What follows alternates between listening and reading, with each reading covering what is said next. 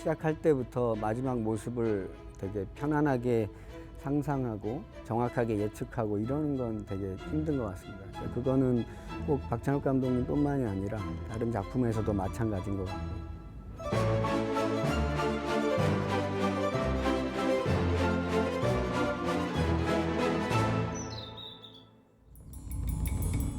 박찬욱 감독님은 조금 특이했던 거는 주인공의 집이 왜 꼭 지켜져야 되는 집인지 이제 영화상에 없는 그 밖의 스토리텔링도 이제 계속 구축하고 계셨고, 보통 저희가 어떤 영화 시작할 때 그것과 관련된 사진이나 뭐 다른 영화나 이런 거 되게 많이 보면서 레퍼런스로 삼는데, 박찬욱 감독님 물론 그 좋아하는 영화들을 되게 많이 보여주십니다. 그리고 같이 가서 영화를 보기도 하고, 그렇지만 어떤 대전제는 이걸 뭘 그대로 복제하자는 게 절대 아니다. 그러니까 여기에서 어떤 부분이 좋고 그들이 왜 그런 선택을 했고, 그런 걸 한번 저희가 같이 공유하고 결국에 출발은 그것과 전혀 다른 곳에서 출발하고 그랬던 것 같아요. 그러니까 작품이 계속되면서 그 소통 방식에 익숙해지는 것이지, 이 감독님은 이런 걸 좋아할 거야 해서 이렇게 하지는 않는 것 같아요. 완전한 백지 상태에서 하나씩 그 처음부터 다시 시작하는 것 같아요. 제가 이전에 작품 할 때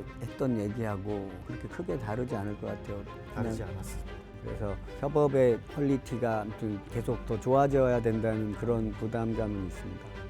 예전에 미국에서 도끼라는 제목으로 준비가 됐었던 적이 있는데요. 초기에 이제 미국에서 준비를 할 때는 이 영화가 훨씬 더 무시무시하고 공포스러운 느낌이 많은 작품이라는 생각을 했었어요. 그런데 오랜 시간이 지나고 한국에서 한국 배우들과 촬영하게 되면서 우리 상황에 어울리는 식으로 각색이 되고 배경이 바뀌고 이러는데, 그 과정에서 그러니까 저한테 제일 신선하고 놀라웠던 것은 코미디가 가미된 것이었어요. 한국에서 뭐라 그러는지 아세요? 넌 뭐하지야? 어느 정도의 코미디가 가미된다 이런 걸 이렇게 정해놓고 갔다기보다, 이게 사람이 사람을 죽이고 뭐 이제 이런 걸 계속 지켜보는 영화잖아요. 근데 그랬을 때 어느 정도까지 우리가 이 주인공한테 동화될 수 있는가, 되게 해서는 안 될 짓을 저지르는 그 주인공의 입장에 우리가 얼마나 가까이 갈 것인가, 뭐 이런 게 계속 고민이었고, 한두 번의 회의를 통해서 이렇게 정립된 생각이 있었던 게 아니고, 미국에서 감독님과 거쳤던 프리프로덕션에 한국에서의 또 프리프로덕션이 더해지면서 그 긴 기간 동안 계속해서 감독님이 이 작품에 대해서 고민하고 계셨던 그 변화 자체를 제가 가까이에서 좀 느낄 수 있었던 것 같아요. 저희가 조명 가지고 좀 다른 걸 시도했었던 것은, LED 조명기들이 많아지면서 색을 바꾸거나 뭐 이런 게 되게 쉬워졌잖아요. 그래서 우리나라 영화가 가지는 밤 장면들에 비해서 훨씬 더 색깔들이 과감해지고 풍성해졌다고 생각해요. 근데 그게 이제 일종의 상향 평준화 같은 건데, 거의 다 비슷비슷해서 이제 분별이 없어지는 단계까지 간 것 같아요. 그래서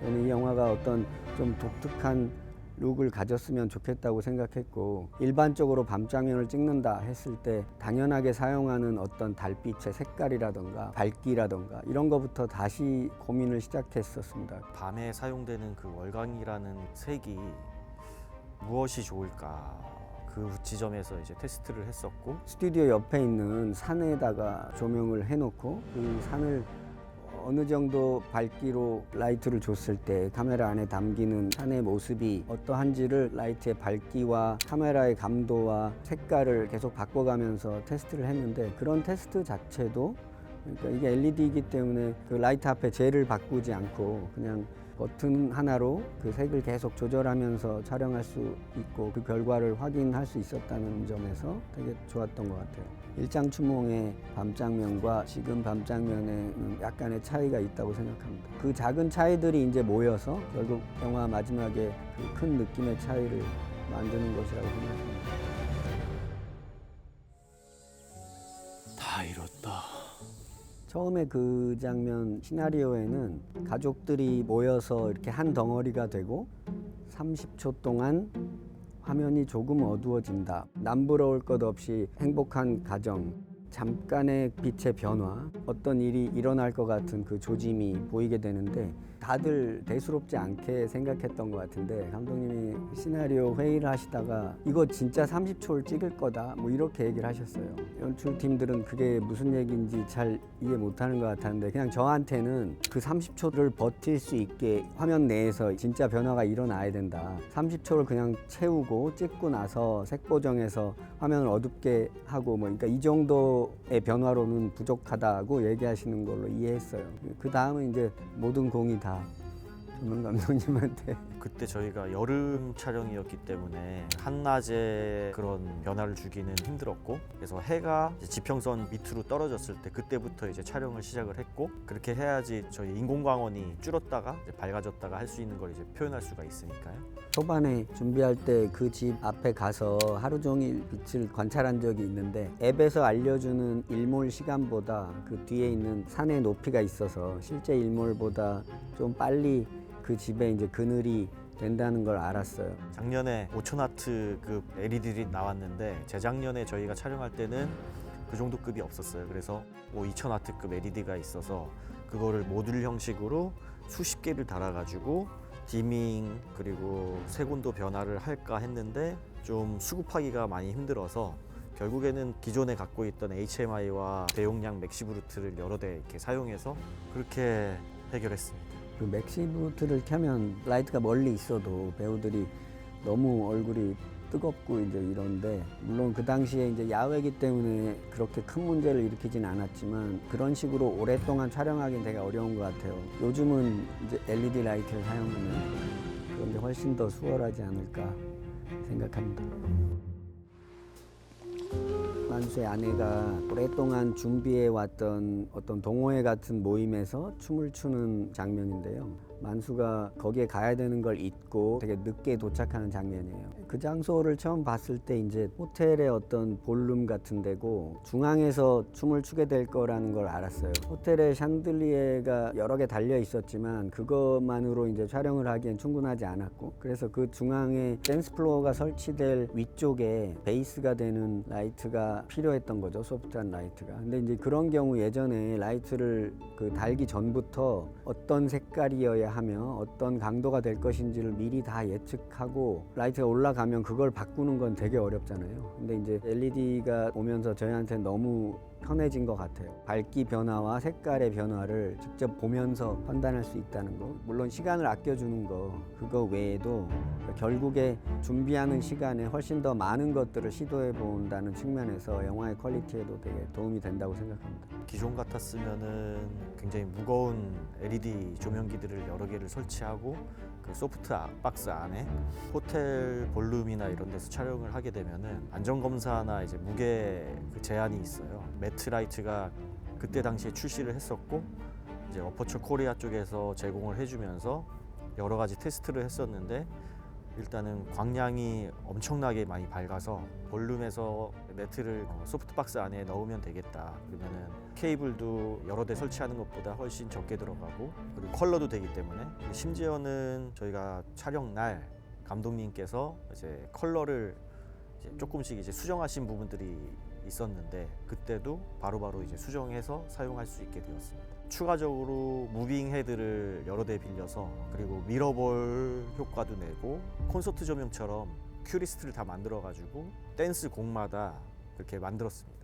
인피니매트를 테스트하면서 야외 낮에도 이렇게 테스트를 해보니까 광량도 이제 야외에서 필라이트 하기도 좋고 에어 디퓨전을 빼서 이게 아무래도 이제 멀티셀이다 보니까 멀티 섀도우나 좀 지저분한 게 많이 생기지 않을까 했는데 테스트 해보니까 그냥 온전히 그렇게 네이티브 상태로 쓸 수 있을 정도로 광질이 부드러웠고 그래서 낮 장면에서 필라이트 개념으로 사이즈 큰 거, 뭐 작은 거 할 것 없이 자유롭게 활용했던 것 같습니다. 만수가 차를 주차시켜 놓고 그 뒷동산을 올라가는 그 순간을 예로 들어보면 보통 저희는 이제 일광에서 데일라이트와 색이 맞는 큰 광원에서 나오는 소프트한 빛이 카메라 한쪽에서 이렇게 오면 되는 것인데 그걸 하려면 이제 큰 실크가 있고 그 뒤에 또 이제 라이트가 가고 복잡한 작업을 해야 되는데 그 당시에 차 바로 옆에는 이제 그걸 하기에 충분한 공간도 없었던 것 같고 되게 바로 이렇게 경사가 시작되고 그런데 그 라이트와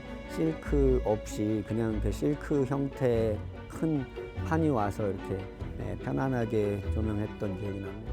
차량 장면 찍을 때는 아예 옆유리나 앞유리에 붙여서 사용도 한 적이 있었습니다.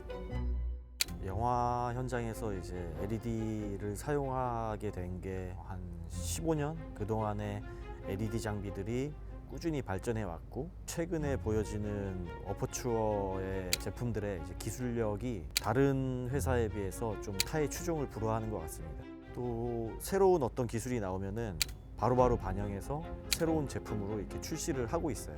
저는 상당히 만족스럽게 생각하고 앞으로도 협업을 안 할 수 없는 이제 회사가 된 것 같고 어떤 현장을 가든 전 세계 어떤 현장을 가든 어퍼추어 제품이 없는 현장은 요즘은 거의 없는 것 같습니다.